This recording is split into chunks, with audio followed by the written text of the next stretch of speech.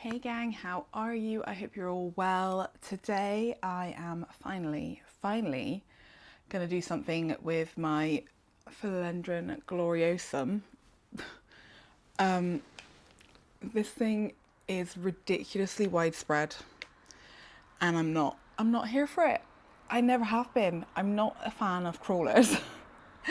I've got it in this like storage container. It is very well rooted. It is very dry. And it's kind of carried on living through sheer neglect. Today I'm actually just gonna try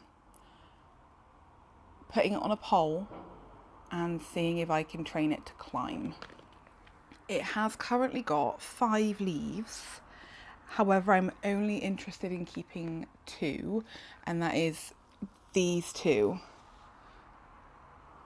Like, this one looks quite nice. I think this one's the newest one. I think it's just like a little bit thirsty maybe, or like, I don't know. It's just slightly floppy. It's very extra floral nectary-y.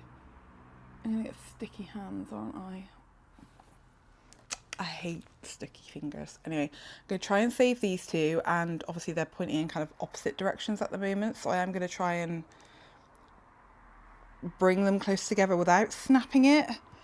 I think this is going to end up looking utterly ridiculous, and my hope is that it will eventually like reset itself with the leaves, but I think they're probably going to end up on the side actually, with the way that the stem's growing. But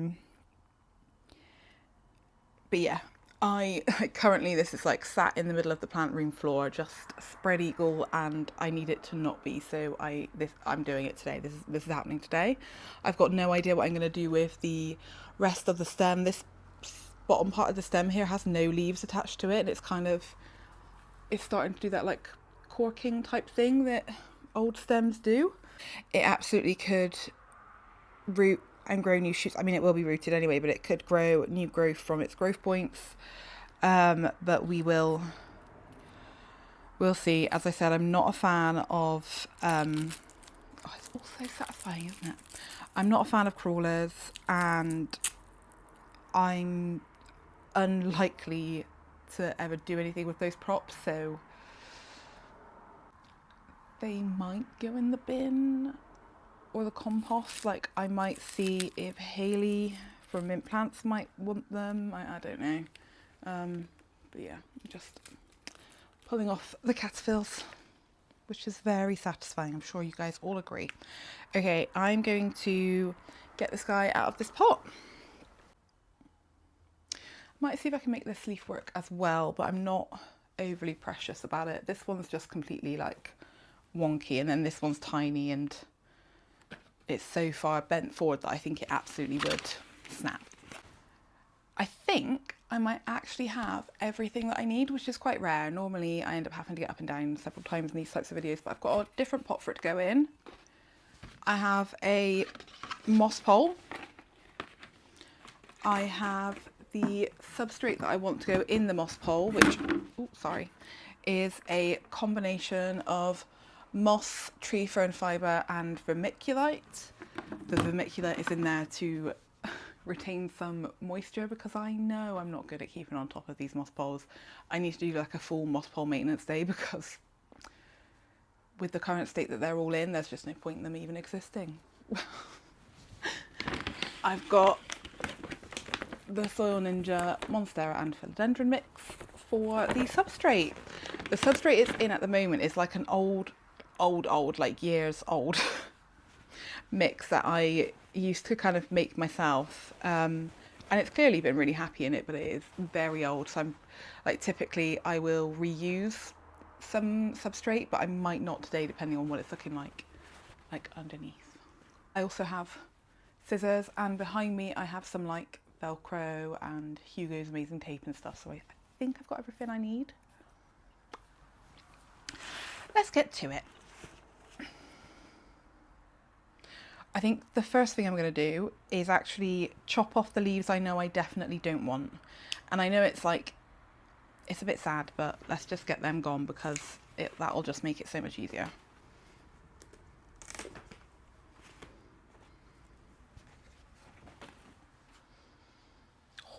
Ooh, that is strong. I quite like the smell of philodendron. I do not like the smell of Somatophyllum, or at least the one that I've got. That's gross. Nasty, that is. Okay.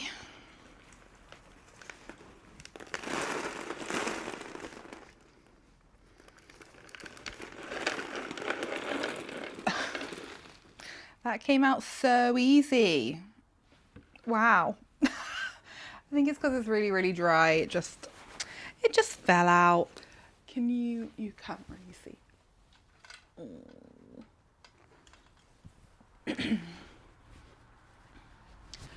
So I had a layer of leca at the bottom. This is also dry, it's wild. And then the substrate on top. I think I might try and, I've got like a little glass jar here, which I know is going to be really noisy for you guys, but I might try and get the majority of this like leca into there. Because that's very reusable.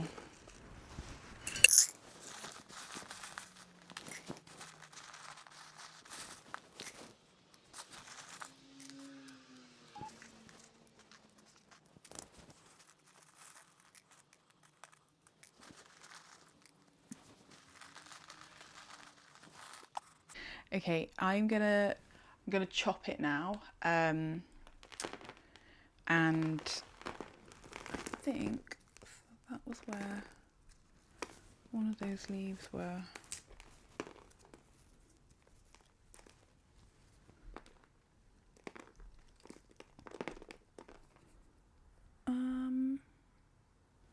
Just trying to figure out like how much of this stem that I want.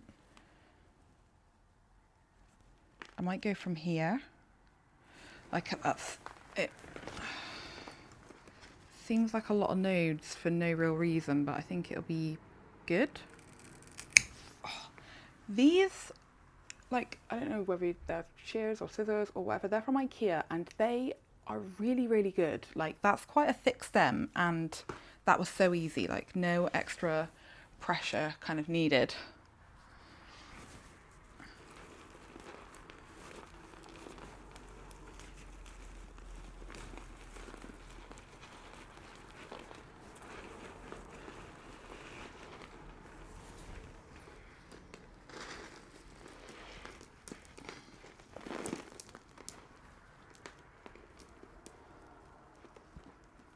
Oh my god, are you like attached to this end or that end?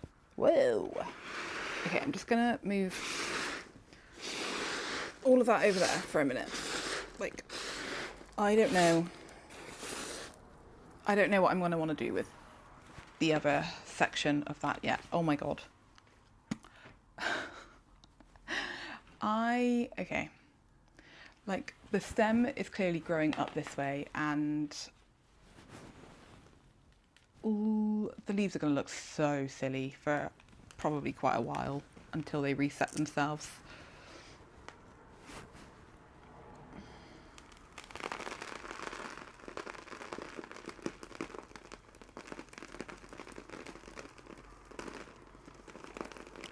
Wow. This substrate is like, I know it's like a homemade one, so it's probably not the best, but it does just fall off, which is very helpful. I mean, obviously it is literally bone dry and there are a lot of dead roots in here as well. Look at that bundle that's just fallen off. Oops. That's because I let it dry out. But there's also some like, I can see there's new growth tips in here. There's some like nice new ones coming out. So I think we will be okay. So I can show you like new bits. Like there are some good new bits. I think it will be all right. Now I wonder. Oh, okay. Hang on. On my sticky, wet, gross. So on my recent video where I repotted my Monstera, somebody commented saying that they will sometimes like chop, I think this is what they meant, they'll chop kind of a section out to allow the stem and the roots, if it doesn't quite fit perfectly kind of against it, they'll like cut a bit out so that that bit of the stem and roots can kind of go into the pole and like sit in the pole, and then the rest of it can kind of carry on climbing out. And I feel like that will be a really good thing to consider doing here. So I'm just gonna like let my brain mull that over and see how it could work. I'll be back to update you guys once I've done that thinking.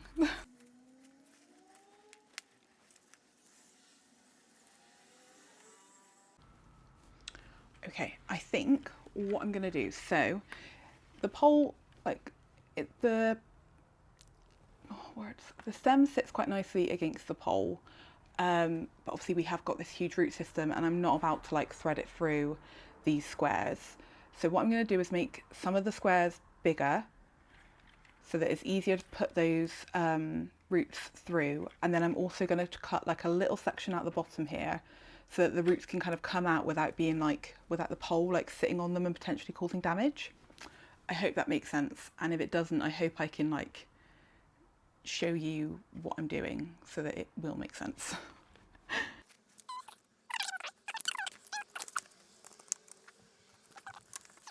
So I've cut this little section out here so that the roots can kind of like come and sit in this section as opposed to being like cut off by this kind of, because it's quite sharp, this plastic.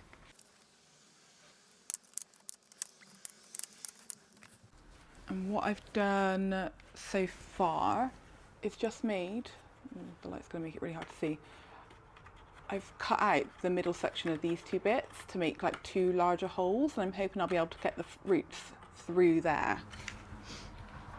When I saw the comment about cutting this out, I was like,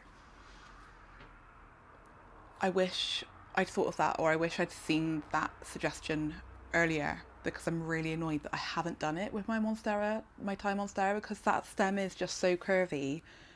Cutting out sections to get the curvy bits kind of like in it, to get the flatter bits against the pole, like that is such a good idea. Like I almost want to redo my the moss pole on my Thai.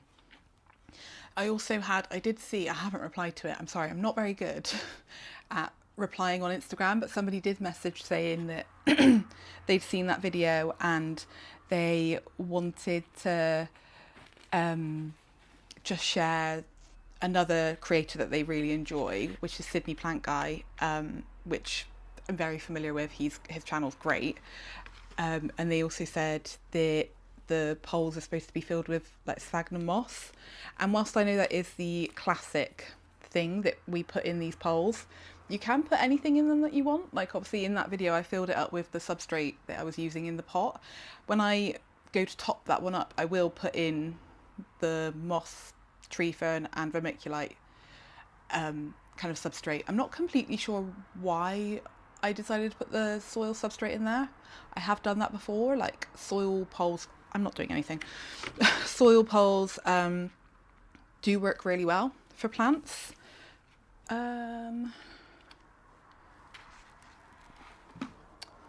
feel like I don't know how to like film this video in terms of angles. I probably should have just done this at a table, but if you guys haven't figured it out yet, I prefer sitting on the floor to do things like this. So yeah, I am aware that typically we put moss into these things, but I just like not doing the normal thing, really. Like when I first started kind of caring for plants, I did try to, I was researching all the correct ways to do things on YouTube, on Google, like Instagram, and I was trying to do everything by how other people recommended, and I just don't do that anymore. Like I really enjoy figuring out plant care in the ways that works for me. I really do not get on with like pure sphagnum moss because it dries out and then like becomes hydrophobic, and it just ends up being a pole that's like useless really because I don't look after it. Sorry if you can hear that beeping, my dishwasher has finished.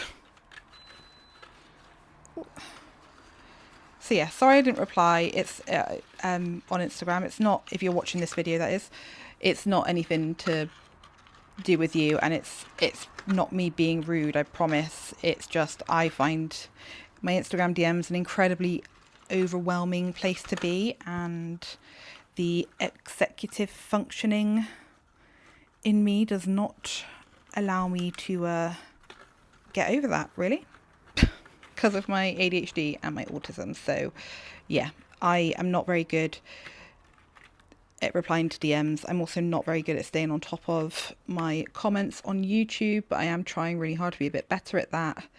I know there's a few, well, more than a few videos that have lots of comments I haven't replied to yet. So I apologise if you're waiting for a reply. I will get there eventually.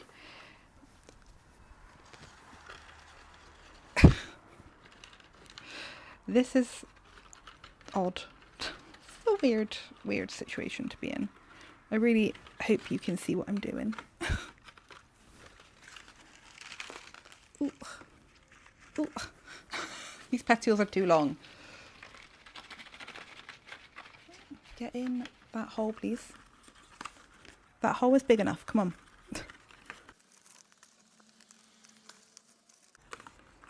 Oh, we're getting somewhere. Oh my god. Oh my god. Imagine if this actually works and I can train this guy to be a climbing philodendron. Like, how exciting will that be? Okay, I need to keep this sealed in the right place. Velcro, come here to me. I don't really like the Velcro. I prefer Hugo's Amazing Tape, but I think for this moment right now, the Velcro will be much better, or well, just easier to like get round. Ooh.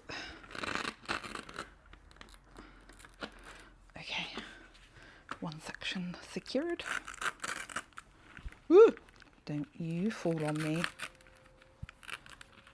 This video is probably going to be terrible in terms of like lighting and everything. I'm really, really sorry. I need to refigure out some like filming positions for you guys. Okay. Ooh, ah! Okay. This is what we've got working with so far. Oh, there's just so many like philodendron juices going everywhere. Okay. So maybe, I mean, these roots, these sections of roots may well be dead, but I'm just going to leave them on there just in case they're not. But I hope you can see like what I mean about the kind of like indented bit now. Like these can sit kind of coming out into the pot without being completely crushed. Oh no, they are still alive. Oh, that's cool. I've just like scratched a section of the top layer off and I can see that it's fresh underneath. Where do I go next? I think, so I've got my pot here. I'm going to actually put a teeny weeny little bit of that leca that I've scooped into this pot in there.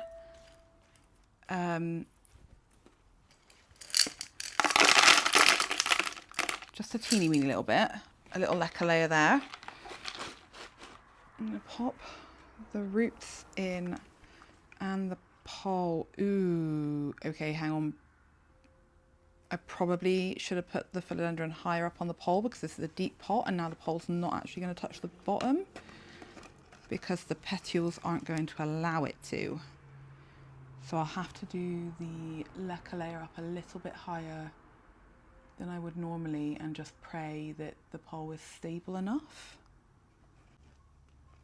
Okay, let's do that then. I have no other options.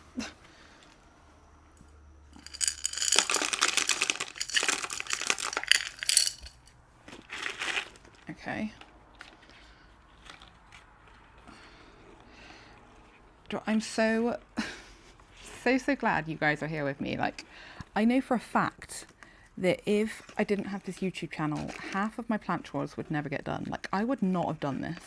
I would have put it off and put it off and put it off, and it would have carried on getting sprawly. And I probably, if I'm very, very honest with myself, probably would have ended up like throwing it out because I just wouldn't have ever got round to doing anything with it. Okay. So we have a little bit of a Alocasia. We've got the roots in. The pole is in. I am now going to put some substrate into the pot and like the bottom of the pole.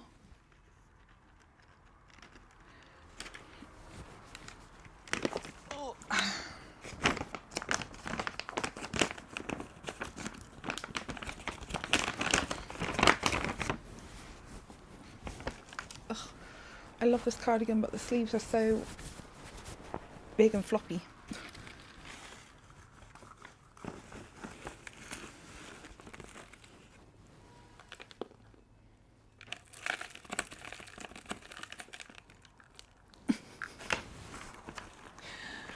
This is I'll fast forward this bit. It's going to take a little while.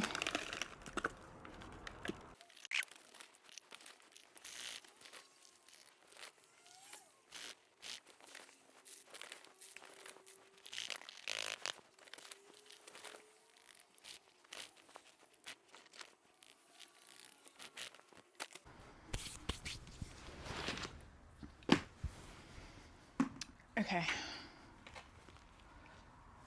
Filled up the substrate. Let's just check for some. There are no gaps. That's good. Oh, I'm already feeling so much better about this plant, gang. I've got like these two these two fingers are really cold and the rest of my fingers are all really warm, and it's just really distracting me. Anybody else have circulation problems? I thought I'd show you my moss pole mix up close. I don't measure anything, and this is probably actually a little bit more like mossy than I would typically like, but it is tree fern, moss and vermiculite, and I kind of chop all of the like moss and the tree fern down so that it's a little bit like smaller particles, so that it's like easier to get off roots, and it's also, I don't know, I just find it easier to get it in the pole. Like, okay, here we go. Looks like there's a tiny bit of perlite in here too, which I'm not completely sure where it came from, but like, I don't care about that.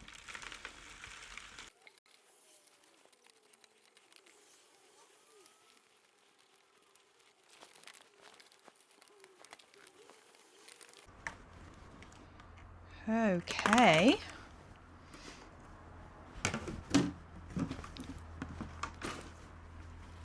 My pole is filled up. Now, now I need to try and like actually make this, because this is it upright. So that's I can't like leave it like that. So I'm gonna try and somehow secure the petioles so that they're like more upright, and yeah, see where we get.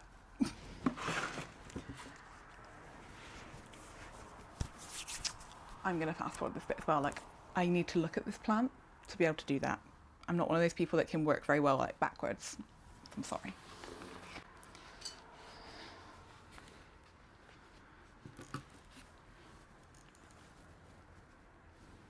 Before I do keep going, I think what I'm gonna have to do is like lift them up as far as they'll go now, and then when they're kind of stable there, lift them up again. Like, I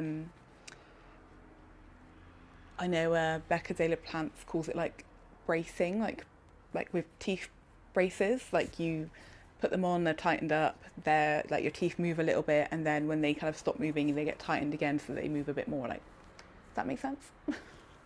So I'm going to make some braces for these plants basically, and just try and get them upright a bit more than what they are now, but that won't be their final resting place, as it were.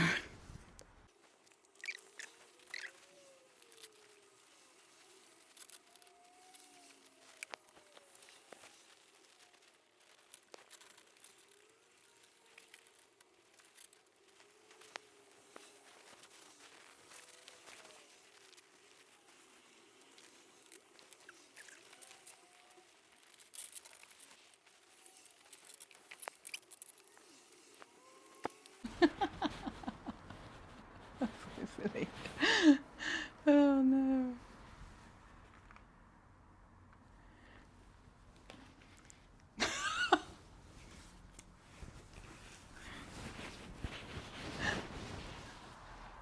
Okay.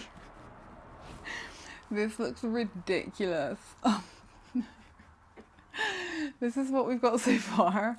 Oh, I suppose it's looking a bit better, but it's what it looks like from the side. Look how long these petioles are. That's so silly. I might try and lift. So like at the moment, these two, they're both tied down quite low because like I didn't want to just bend them up them up completely because I didn't want it to snap. But what I might do is I add an extra brace up here just to lift this section up a little bit so that it's not quite so sticky outy, if that makes sense. Let's see what I can do. I don't know what's going on with my throat at the moment.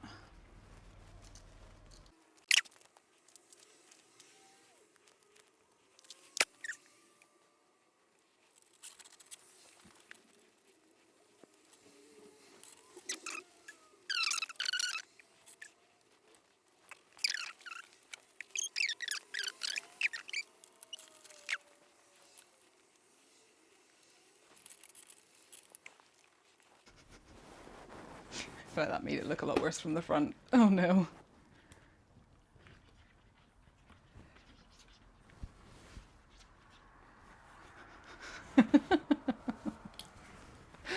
Oh no. Okay. So it looks utterly ridiculous from the side and kind of looks ridiculous from the front. But it could, like, if this guy can like come down here like this and this guy come this way, I mean, yeah, like it could look good. That's what I'm telling myself anyway. At least it's done. It's done. The lighting's not very good in this video, is it? I'm sorry. Oh man. Okay. I'm just gonna put that guy there.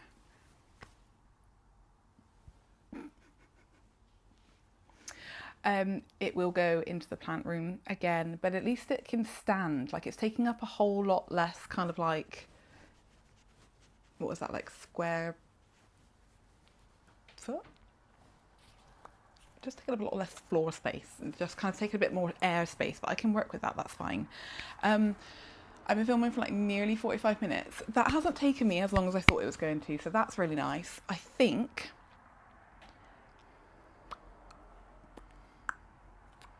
I was considering doing some of my like moss pot. Oh, I still got to figure. Oh, okay.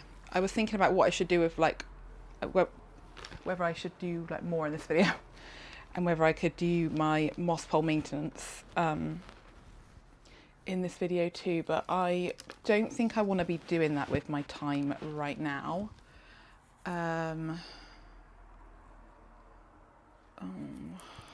Guys, what should I do with this? Like, do I chop it? Like, does anybody even, like, would anybody even want a old Gloriosum wet stick like this anymore? This plant was originally in the plant shop when I had my plant shop, so it's from Indonesia. It's got 1, 2, 3, 4, probably 5 nodes on it, at least.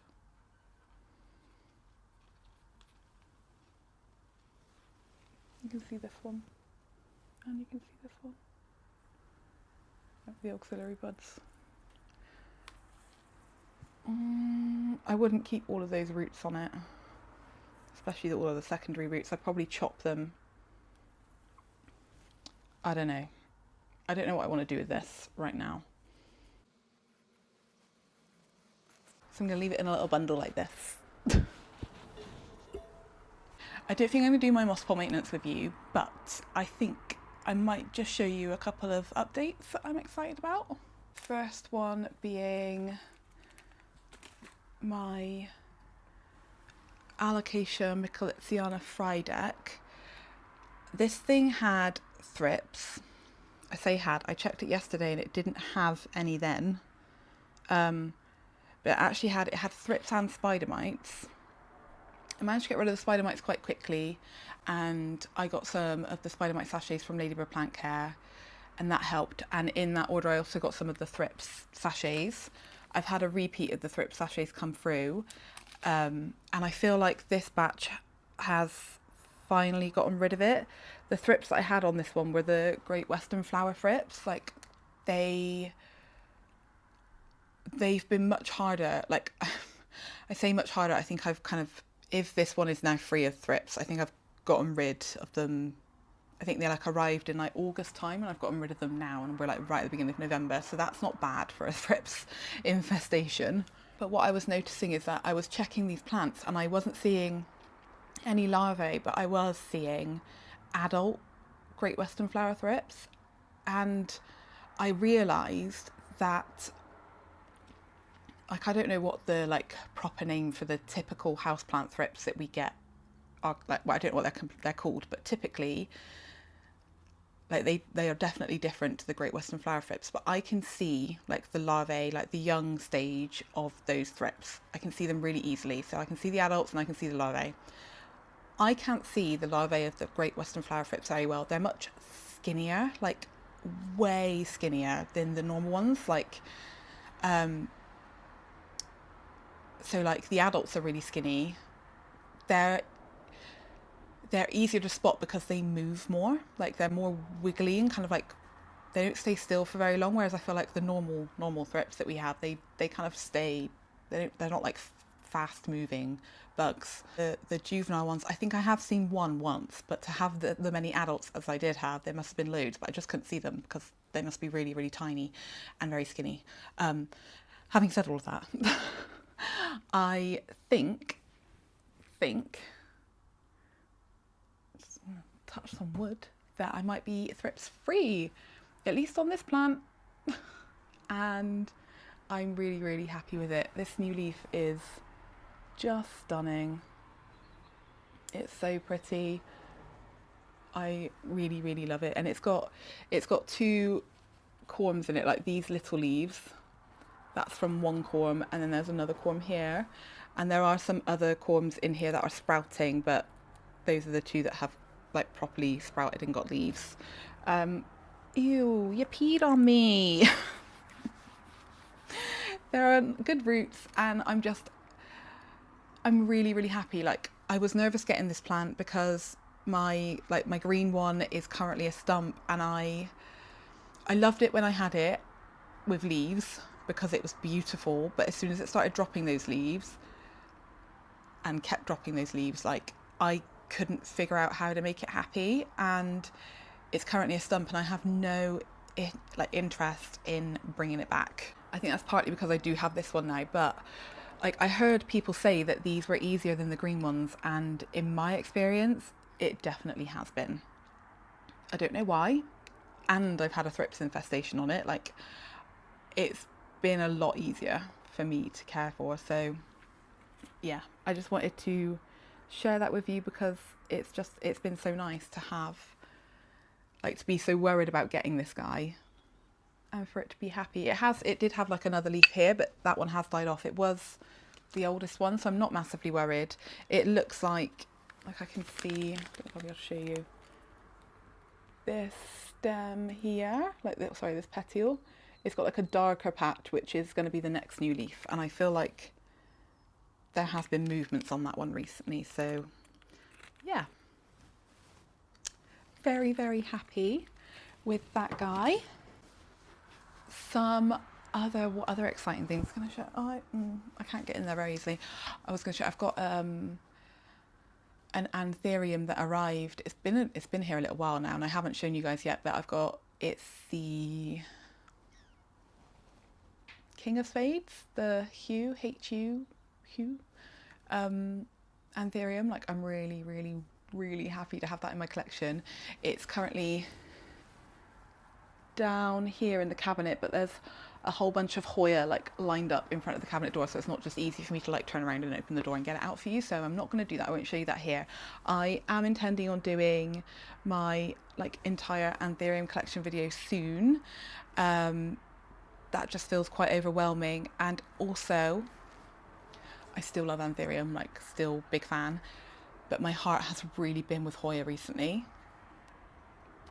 I never thought I would be somebody that was a Hoya head. Like, when they were like, I feel like they were really, really popular back in 2021. Like, there was just like, everybody was buying loads of Hoyas, and I was like, I just don't see the appeal. They're so tiny. Like, you can have like, you know, you're buying cuttings that are like one leaf. Like, I just don't see the appeal, and I have fallen down that rabbit hole and I can't get out.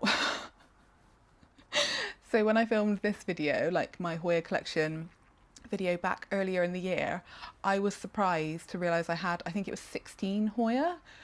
Like, I had 16 Hoya in my collection at that time, and I had 16 Hoya on my wish list. Like, I'm pretty sure that those were the numbers.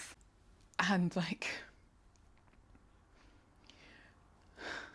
I've really added to my collection. Really, really added to the Hoya collection. I think we're like closer to 50 Hoyas now. And I'm obsessed. I've got, like I said, I've got some of my newer ones behind me, so I just want to show you a couple of those. Oh my god, and I need to show you my Hoya Polyneura because the bloom's opened. Okay, hang on. Oh my god, like, look how beautiful. This is an old school Hoya that I've had for ages and ages, and I love it so much. I love it so much. And now it's fine. Like, oh, there's been so many peduncles that have started and like blasted, and I've not been able to figure it out. And honestly, I swear by this stuff. Like, orchid mist, I love it. Like, I randomly, like maybe month and a half, 2 months ago maybe, I like randomly spotted this in amongst my collection of like planty liquid products. So like my fertilizers, my hydrogen peroxide, like all of that stuff. And I was like, oh yeah, I used to use that on my Hoyas all the time, and they would bloom. And I look really tired. I am really tired. I've had a bad week, guys. I started spraying it again, and like Hoyas do really love a foliar feed, so this gives them some really good nutrients through the leaves, and obviously encourages blooms. And like my linearis has bloomed, this guy's bloomed. I've got a couple of others that have some peduncles like forming, and I've also got a couple of others that are like growing leaves really rapidly, and I don't think they actually would be without that orchid mist. So let's stop waffling. Here is the bloom. Like, I know a lot of Hoya blooms do look the same. Like, when I showed my husband, he was like, it doesn't look any different to the ones you've had before. And I'm like, but it is. Oh, it's so juicy. It's this gorgeous like yellow colour with this, I don't know what shade of red you'd call that, but oh, I love it so much.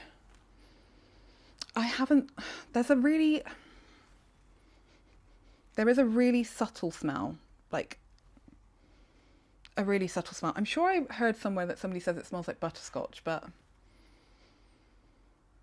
I can't really smell that. Today is the juiciest day it's been, and I am somebody that does like to try. I like to try the nectar. So, I've just got a blob of it on my finger. Get some on my thumb. I am going to try some.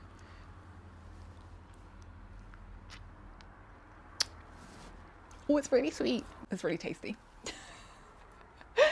They're beautiful.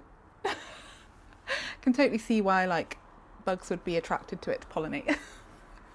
So this isn't one of my like new Hoyas. It's the Hoya Soligamiana that I got from Plants for All Seasons earlier in the year.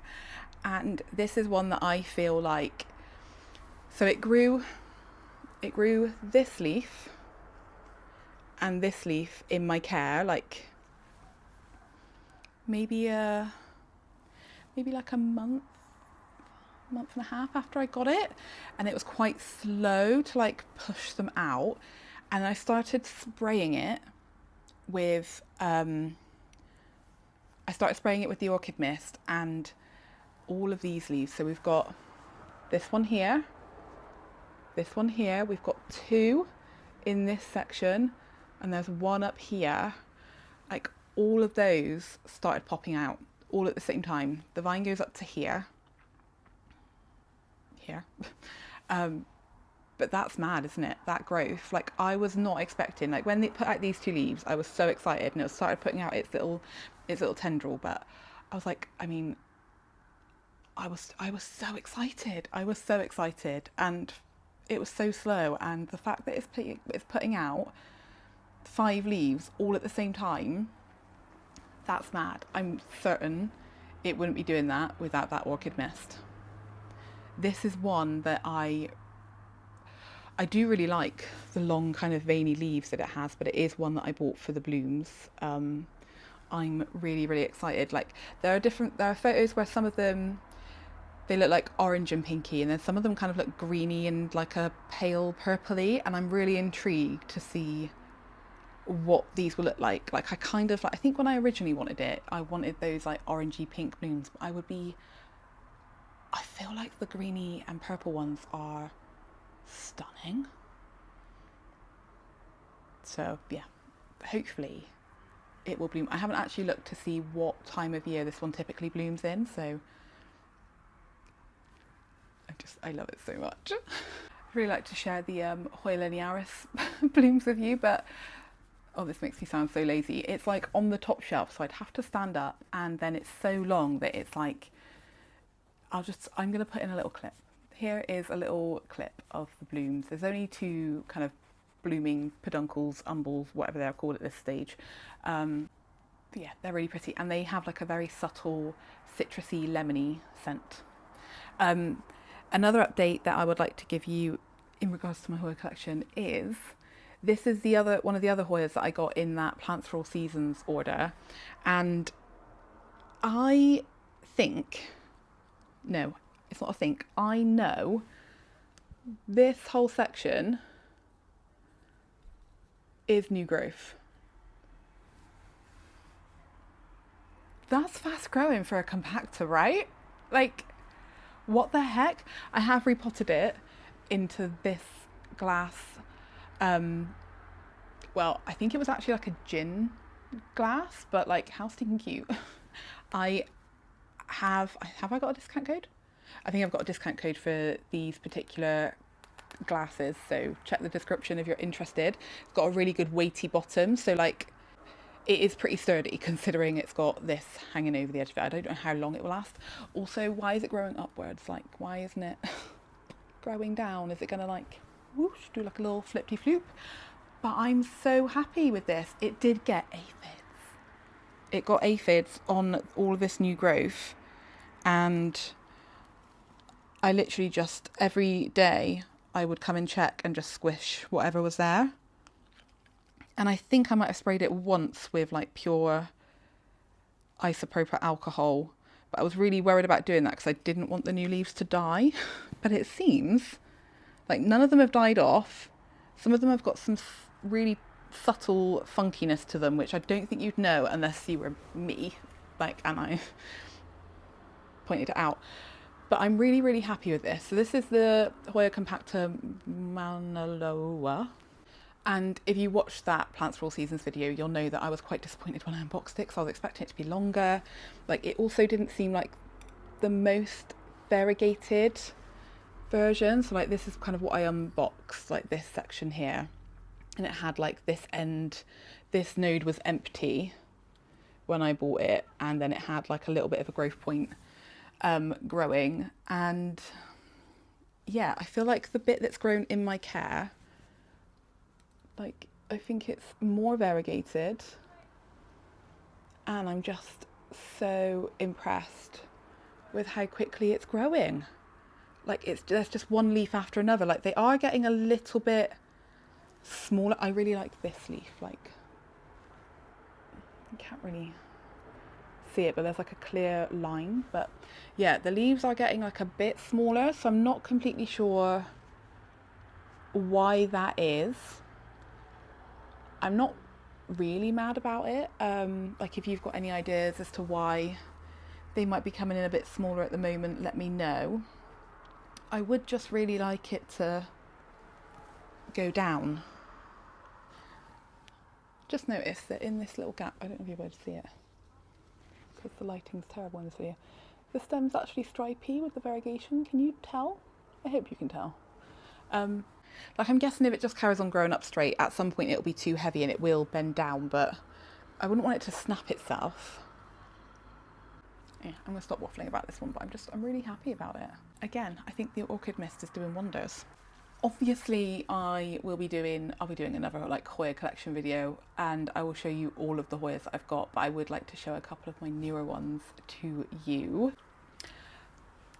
This is one that it literally came yesterday, and I haven't actually finished like unpacking it, and when you see it you'll know what I mean, but I was completely blown away when I opened the package. Like, I don't think I'm very good at judging size in photos, like, unless there's a reference item like a mug or a lemon or a coin or something. Like, I can find it hard to judge how big a thing is going to be, and even if there is a reference item, sometimes I still find it hard to judge. And I did not think this Hoya was going to be this big, and I'm obsessed. It's like quickly, like, it arrived, I unboxed it, and it shot to the like favorites. It's right at the top of my favorites list. I don't know what's going on with my voice. This is, like, you can see I haven't finished unpacking it. This is my Hoya species Welsh Mountain Zoo. I mean, it feels like a ridiculous name. I know it was kind of, was not discovered, but like cultivated in Wales, and that's why it's got that name. But the leaves are fuzzy. Can you, like, that's not dust, guys. It's fuzz. It's fuzz. Oh my god. The backs of the leaves are fuzzy. The rippled edge and the not the abs, but the indentations. I am obsessed. Obviously, these two leaves at the top, they are new. I imagine they've not kind of met their potential yet, like they've not finished hardening off, and that they might stop now, and this might just be where they're at. Like, it might have kind of been shipped and stuff, but they're like, they look pristine considering they've been in shipping. I love it. So this is a growth point with these two new leaves here, and there is a section here that has a new leaf, so it will be a new growth point coming out. It's a funky shape. Like, this person's obviously, I bought it off eBay, and this person's obviously taken like quite a few cuttings over this plant's lifetime, bless it, probably to sell on eBay, but I won't be cutting it. I don't completely know how to grow this one, in terms of like whether it's a trellisy one or whether it's a traily type one. Like, I feel trellis will be better, but currently it's got such, like, it's got quite thick stems that I think it can support itself quite well. But I love it. I've no idea what the blooms look like on this one. I think I tried to look up, but they weren't, like, it wasn't an easy, there was nothing really quick that came up. Like, I literally just looked on Instagram and there wasn't anything like immediate. But I think it's a Globulosa species, isn't it? And I think those blooms are cute, but maybe not like the most exciting. Some of the Hoyas I've got for their blooms. And the leaves aren't necessarily that exciting, but obsessed. One of the Hoyas that I have recently acquired, which I got purely for the blooms, like this doesn't, I mean, although it's kind of a little bit fuzzy, like it's almost bristly, this one, which I didn't know when I got it, and so is like the stems. It's a fully like rooted, like the seller kind of made a chop and then put the whole stem in, and the stem's rooted all along here, so it's like a U shape. But this, if you aren't familiar, like I've definitely grown more knowledgeable in identifying Hoyas over the last 6 months, but I wouldn't know what this is to look at it here. This is I don't know all the numbers. The Hoya gigas NS05-193, and like, if I just saw this, I wouldn't necessarily be interested, but this is the blooms. If this Hoya ever blooms for me, I feel like I'll have made it. Like, my plant career done. Not that this is a career, it's an absolute hobby, but I might keel over. The size, the shape, like what I was saying about the polyneura, like I know a lot of Hoya blooms can just look like that, but this, what the heck? Obsessed. Like, not completely excited by this right now, but the potential, I'm excited about the potential. Okay, I'm gonna show you 2 more of my new Hoya. This one it's a little, I mean, this is it. It's got 4 leaves and 2 tendrils that I've tried to wrap round in a way that may allow them to still grow, may or may not, I don't know. It's the Hoya vitellinoides, and it's got it's beautiful shape, matte but shiny veiny leaves, and it's gorgeous. But I actually, another eBay find, like all my Hoyas are from eBay at the moment, I was drawn in by this leaf at the back, and I'm sad that like you can't really tell because they're all kind of growing in different ways, but this leaf is huge. Like I'm quite tall, so I'm like 5'8", so like I'm not somebody that has teeny weeny little hands, and this is huge. Like I would say that's probably 20 centimeters, maybe between 15 and 20 at least. Like, you know, if you're thinking about one of those like small, you know, the rules, whatever you want to call them, that we get in school that are like the 30 centimeter ones, and then you get the little half ones. Like, it's definitely bigger than one of those, and they're 15. But like, look at the size of that leaf.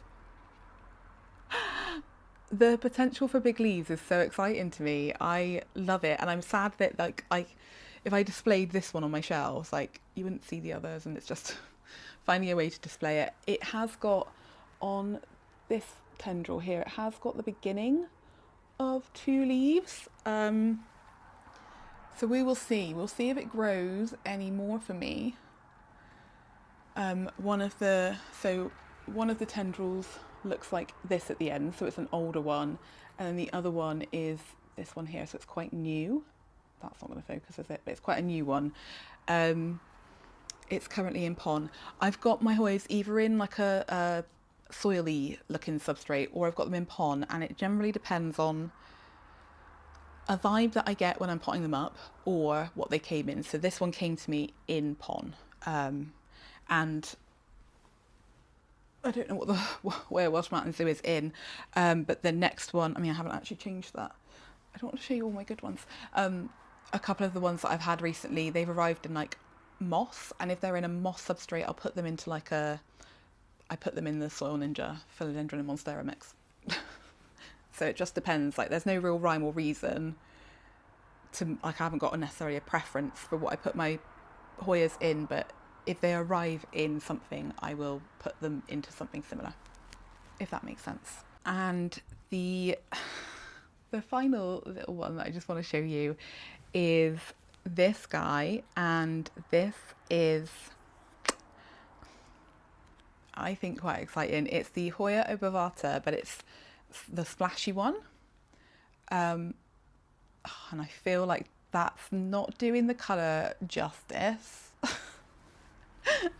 You can see that it's got like a really good amount of splash on it, and the splash is, I'm assuming it's like a sun-stressed, so it's almost got this like, is it mauvey, purpley kind of sun-stress into it, and I'm very, very, very intrigued to see how this one grows. It had fallen out of the pot when it arrived, and it's got like a couple of little roots on the stem, but they look like roots that maybe have like just grown out and about, like with the rest of the plant before it was chopped, as opposed to actually being soil roots. But I think I will probably just keep it in soil. But I'm excited about the potential. I'm just worried that it might, like I'm worried that it might not keep its silver. And I'm worried because my own Hoya obovata, like it's just, that's probably been the Hoya that I've struggled with the most. Like it either grows like weird shaped leaves, like I want a round leaf, like I don't mind this like weird little point. If it wants to do that, that's fine, but I want a round leaf. I don't want like not a round leaf.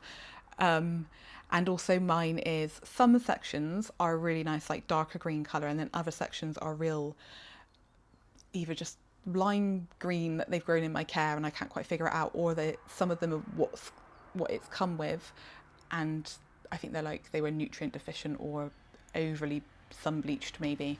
But I like a dark obovata, and I cannot figure out what light to give it. Like people say low light, but then it doesn't seem to do anything, like nothing. It seems to need to be in a higher light for it to grow, but then we don't get the really dark leaves. And I can see that this one, whilst that splashing is beautiful, the green on it is not as dark as I would like my Hoya obovata leaves to be. So I'm just apprehensive. Like it's a Hoya that I know I struggle with, and now I've got this splashy one which may or may not be easier. Okay, well at least you can see the roots, like see what I mean about them. Just, it looks like they're roots that have just kind of grown. I need to do something with that one. Maybe I'll put it in pon. No, my other one's in pon. I will keep it in soil. I really want to talk about all my Hoyas, but I'm not going to. This is not what this video was supposed to be. It's supposed to be about my lovely Philodendron Gloriosum and getting it like looking better. I think it does look a bit better. Maybe. Okay, I'm going to sign off. Thank you so much for watching, for sitting through my rambles about Hoyas, and for being with me whilst I did this task that I've been putting off for ages. If you have ever grown a Gloriosum climbing, can you let me know? And also, can you let me know if the length of these petioles is normal? I feel like it is for crawlers. Like I feel like they do have really long petioles, but I'm not a fan. So we'll see. We'll see how this goes. I might end up giving up on it, but I'm going to give it like I think I'm going to give it a shower actually, so that I can give it a good kind of like soaking through the soil and the pole, but also get rid of some of the extra floral nectaries that are like juicing up the back here. But yeah, thank you for watching. I'll see you in the next one. Bye.